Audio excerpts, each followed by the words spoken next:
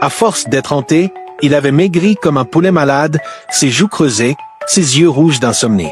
Il avait essayé de fuir, d'ignorer, de nier, mais l'esprit de Bala était plus têtu qu'un âne devant une rivière en creux. Alors, ce soir-là, il prend une décision. Si Bala voulait parler, il allait l'écouter. Il alla chercher du kaolin, cette terre sacrée utilisée par les anciens pour se protéger des mauvais esprits. Avec ses doigts tremblants, il trace des signes sur les murs de sa caisse.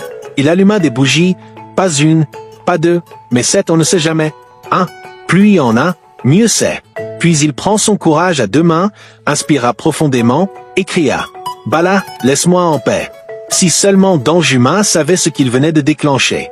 À peine a-t-il fini de parler que boum. Les bougies s'éteignent d'un seul coup.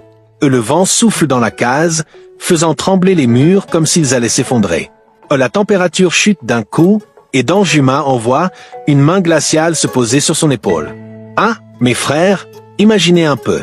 Il veut crier, mais sa voix reste coincée dans sa gorge. Il veut fuir, mais ses jambes refusent de bouger. Il est cloué sur place, comme un enfant pris en faute devant sa mère. Et alors, la voix se fait entendre. Une voix lente, une voix profonde. Une voix qui semble sortir des entrailles de la terre. On m'a tué pour un crime que je n'ai pas commis. Danjuma ferme les yeux, son cœur bat comme un tam-tam de guerre. On m'a enterré dans le silence et l'oubli. Le vent souffle encore plus fort. Les ombres dansent sur les murs. Mais toi, Danjuma, tu m'as réveillé. L'esprit de Bala ne s'arrête pas là. Il commence à raconter ce que personne n'avait osé dire. Il n'était pas un voleur. Et il n'avait jamais touché au bien du chef.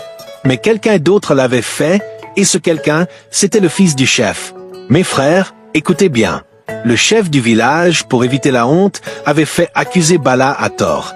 Et il avait donné l'ordre à ses gardes de l'arrêter. Ces derniers l'avaient battu sans pitié, le laissant à moitié mort. Puis, pour que l'affaire soit vite oubliée, il l'avait enterré sans cérémonie, sans laisser sa famille pleurer sur lui. Et les anciens, ils savaient. Et ils savaient que Bala était innocent. Et ils savaient que le vrai voleur vivait toujours, libre, dans le village. Mais par peur du chef, personne n'avait osé parler. Jusqu'à cette nuit. Jusqu'à Danjuma. Danjuma, paralysé, envoya une pression énorme sur sa poitrine. Il veut pleurer, il veut fuir, mais l'esprit ne lui en laisse pas le choix. Maintenant, Danjuma, tu vas parler. Lui, parler, mais il ne peut pas. S'il accuse le chef, il signe son arrêt de mort. Mais l'esprit n'accepte pas son silence. Si tu te tais, tu ne vivras jamais en paix. Si tu me trahis, je reviendrai. Et cette fois, ce ne sera pas pour parler. Danjuma